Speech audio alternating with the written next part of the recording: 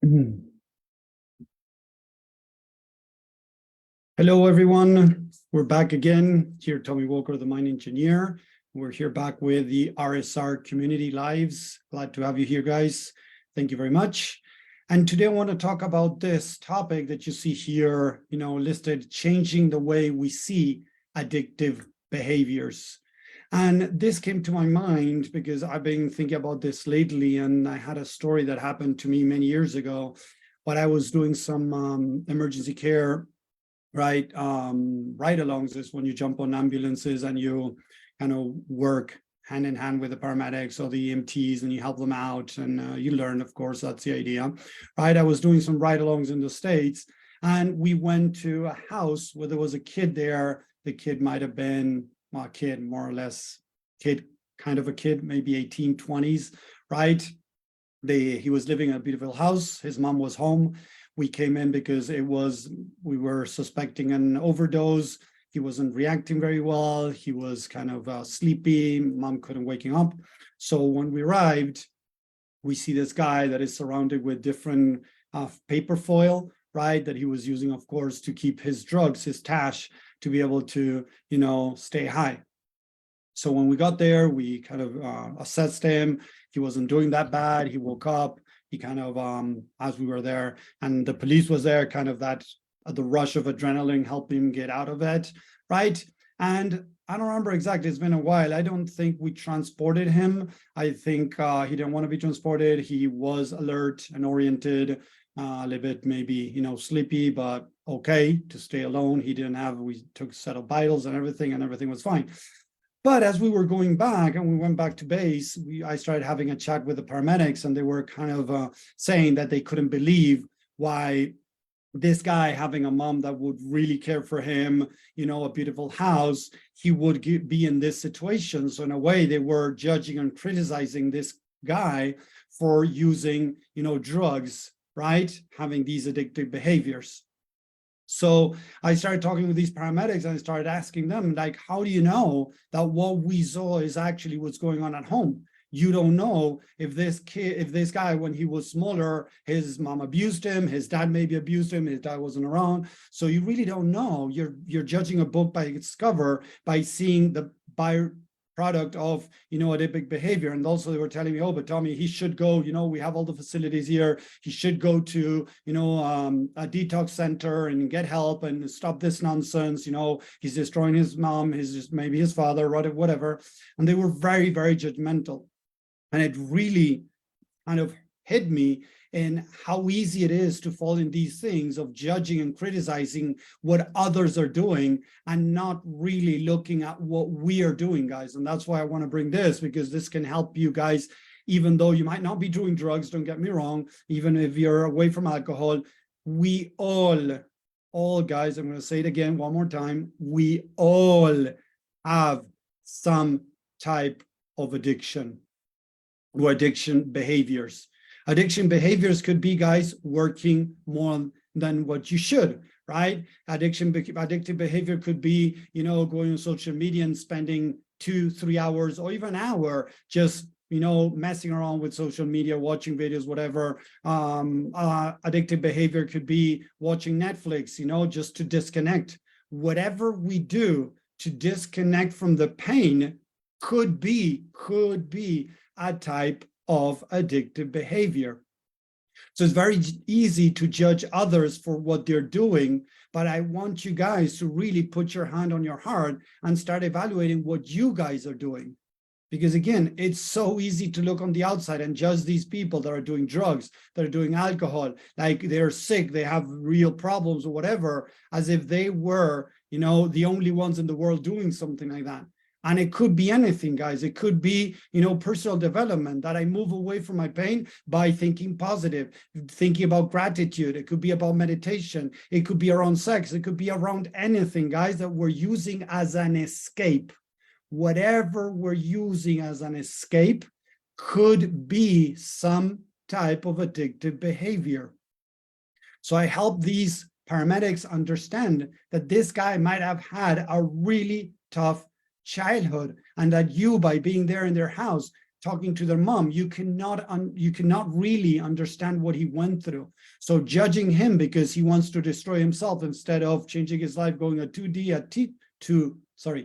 detox center, it's easy to say, but for that person might be the most difficult thing there are, because maybe this kid, he didn't feel loved, he didn't feel cared for when he was a kid. Maybe, growing up, mom changed, don't get me wrong, or dad changed, whatever, and you're just seeing a piece of it.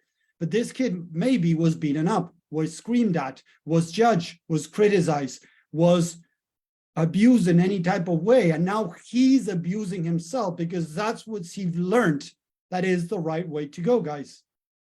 Maybe he's learned that that is the right way to go. So it's very easy, again, to judge, to criticize, to look on the outside like, oh, all these drug addicts, these alcoholics or whatever, judging other people. But the truth is, we all have some type of addictive behavior, something we do to move away from the pain, to, not to feel so bad about ourselves. So instead of judging, right?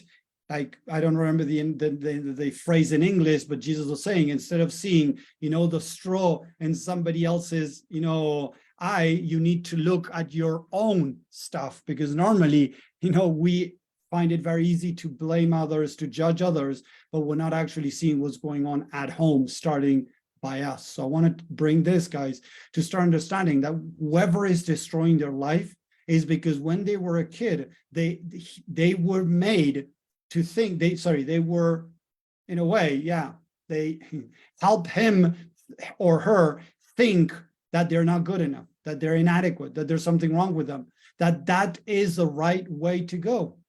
A baby doesn't come to the world thinking about destroying their life, thinking about going into drugs, alcohol, or any addictive behavior to destroy themselves. A baby doesn't come with that configuration.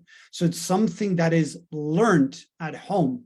When we are treated in a specific way by our parents, we can start developing these behaviors. Because again, if people were abusive to me, I'm going to be abusive to myself. So type that in the chat, guys, #abuse, if that makes sense, #abuse, or the word abuse. If somebody abused me in any type of way, I'm going to abuse myself, guys, with whatever I can find out there. So maybe I used to be an alcoholic, or maybe I used to be, a drug addict, and now I change it to eating, I change it to running, I change it to going to the gym, I change it to whatever. So I fall from one thing to another because that's the only way I know, guys. Is this making sense, guys? Type a 1 in the chat if this is making sense, guys. So again, to be able to be more loving to others and to ourselves, we need to understand that that addictive behavior is a byproduct of something much deeper. It is a protective mechanism, normally, of something much deeper: pain, loneliness, sadness, something that this person is going through, and is using addictions like food, like drugs, alcohol, or whatever it is, guys, sweets, meditation, or whatever, to reduce the pain. They're not able to handle what they're going through, so they need something external to try to calm their pain, disconnect, or whatever it is. So I want you to first be more loving to others if they're in these addictive behaviors, understanding that if they're destroying themselves, is because that's what they were taught. Yes, so much on me. As being abused makes me feel like that is what I deserve, and I'm trying to reduce pain. So why? Exactly, Suzanne. That is how it works.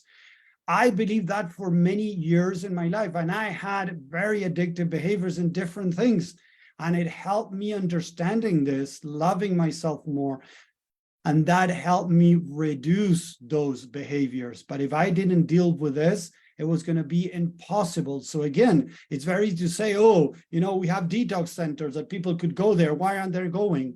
Because they don't realize that they deserve. And I like you, Suzanne, that you put that there. They feel they don't deserve to feel better. They feel they don't deserve for a better life.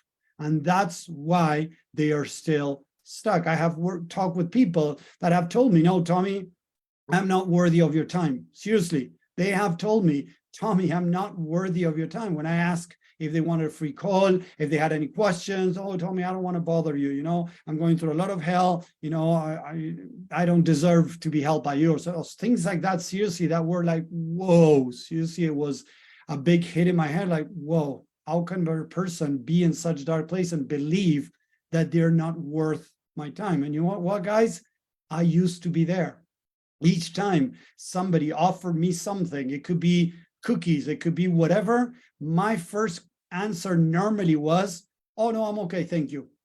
I would normally say no, thank you, because I didn't want to bother. I didn't want to, you know, be a bother. So I would normally say no, thank you. As I started working like on this, I started realizing what I was doing. I started realizing that it wasn't healthy for me, right? Because if somebody's offering a cookie or something, it's like, oh, okay, I can have some if I want to, but I wouldn't listen if I wanted or not. I would just go fast into, no, I'm okay, thank you very much. I don't want to bother.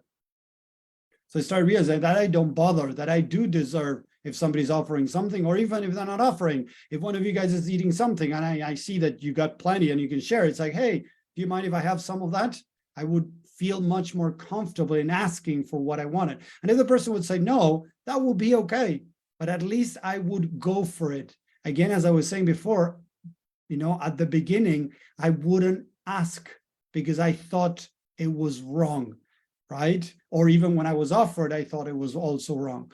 So I want you to see this, guys, because again, it's very easy to judge, criticize, reject people because they're alcoholics, you know, they are addicts or whatever. And the truth is they need help. They have problems.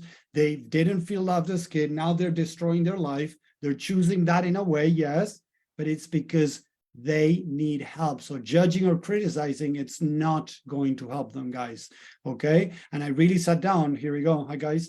So I really sat down with those paramedics. I even offered a lecture there to explain to them, to the entire staff, telling them, guys, if people are doing these type of things, it might look easy to get out of it because you're not in there, but for them, it's not a possibility. Signing themselves into a detox center, it's not a possibility because deep down, they feel they don't deserve to be better. They don't deserve any type of support.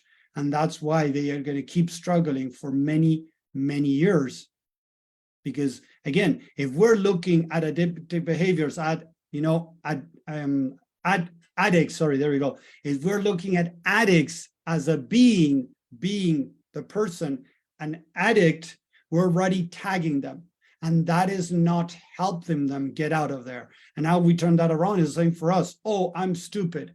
What I recommend, guys, when we're talking about ourselves to be more loving is to say, I did something stupid. I had a stupid behavior. I have an addictive behavior. Instead of saying I'm an addict, or, you know, and I've seen this even in AA, in Alcoholic Anonymous, right? In AA, I have worked with people where they say, I'm an addict, I'm a drug addict, or I'm a junkie or something. I don't remember the right word, but they were saying something like that. So they're tagging themselves as that.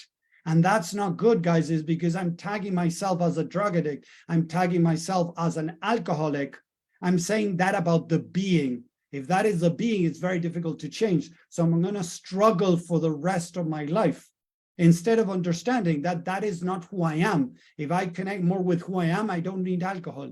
If I connect with who I am, I don't need drugs. I don't need anything external to, you know, deal with the pain because I can deal it without those substances or whatever actions, attitudes to feel better about myself, guys. So I look back at my mother and her relationship with alcohol and her behavior as a mother. I didn't want to go down that path. I love her, but was traumatized from her behavior. Exactly. There you go. But I see a lot of people that go down that same road as their parents. I work with people that have drinking problems. And if you look at mom and dad, they had drinking problems.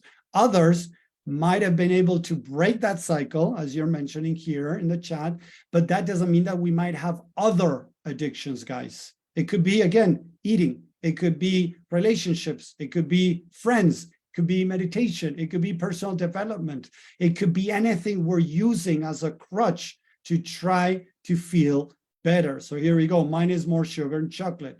There you go. Worry. We find other stuff because we are not really, when we're changing out of pain. We saw our parents struggle. You know, my grandfather was an alcoholic, and I had really negative stories about him when I was a kid. And I thought it to myself, like, I never want to go down that path. You know, my dad never drank too much. He drank, he got very aggressive with or without alcohol. So it wasn't like alcohol, the worst thing, but I had some negative, meaning towards alcohol. So I never had real big issues with alcohol. I drank sometimes, I got drunk sometimes, but I never liked it. I never forced myself to drink too much. Like I did a couple of times as a teenager, right? Up to, I think it was, I don't know. The last time I got kind of woozy was when I was, I don't know, 29, 30, I don't remember exactly, but a little bit like woozy, and that was it. And I never drank again since I'm 33 years old. I never drank again because I never liked it much. So it was easier, but that doesn't mean that I might have others. And if sometimes they kick in, working harder and working more, like workaholic, right? So I got to have that in check to see what's going on. So one more time, guys, it's very easy to judge others, to criticize others, not to understand what they're going through. And we need to understand that an addictive behavior is somebody that needs love, support, and understanding. I'm not saying it's going to be easy. I'm not saying that person is going to open up for you to come in and just hug them and, yeah, everything's going to be okay, whatever. No, guys, but at least it's to understand that instead of looking at them as a judging, from a judging point.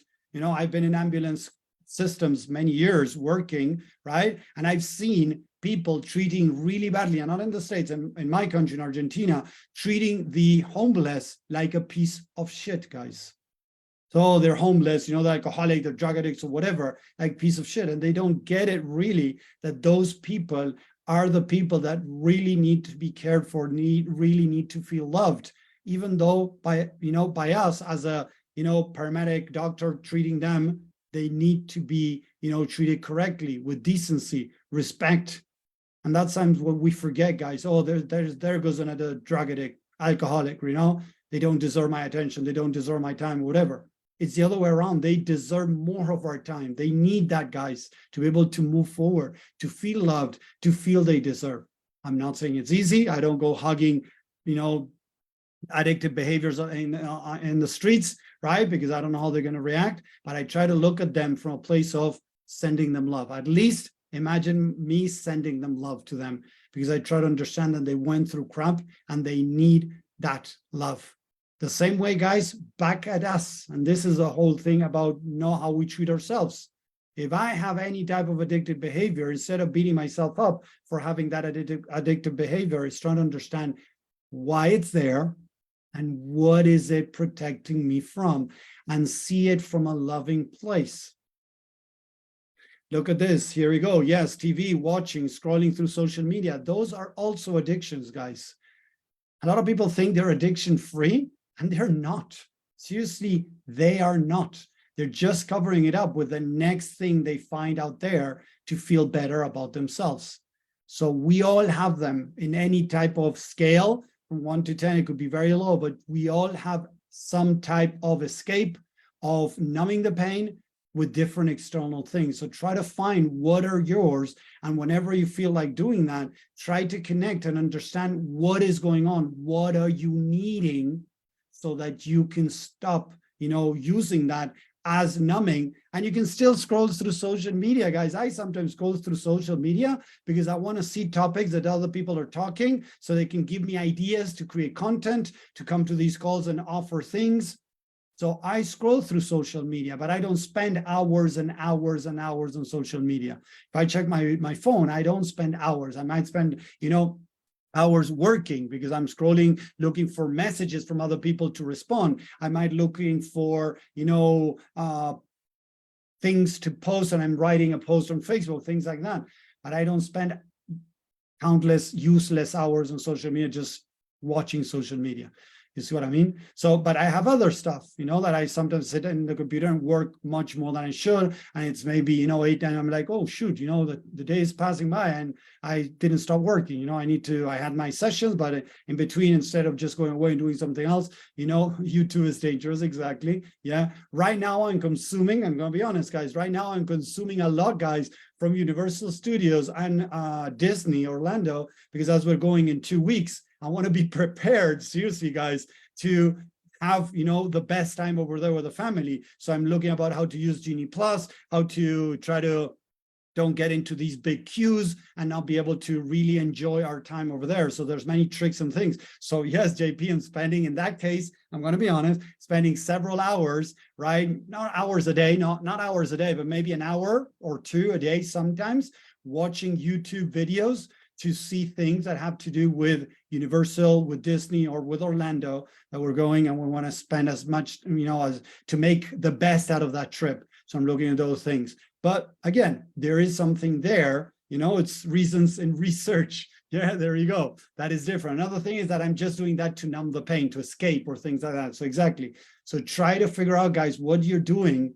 If you're doing it, if you're just having some fun, it's okay. You're watching YouTube to have some fun, relax. But the other thing is I'm in a bad mood, I'm angry, I'm sad, I'm lonely, and I'm using that as an escape, guys. That's what I want you to see. We all have them in different degrees.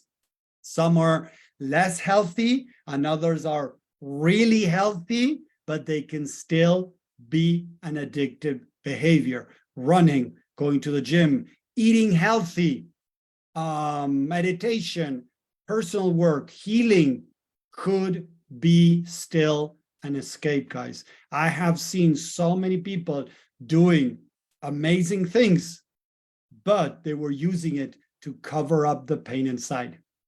Yes, serving others, guys, serving as many people as you can, even for free.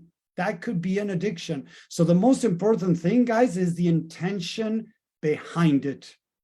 The intention behind what I'm doing. If I'm doing meditation for the sake of, connecting, dealing with my pain, understanding it, being with myself, that's one thing. But if I'm doing meditation because I'm feeling bad and I want to feel better, but I don't really deal with the root cause, I'm just trying to change my state with meditation just like that, that could be an addictive behavior, guys.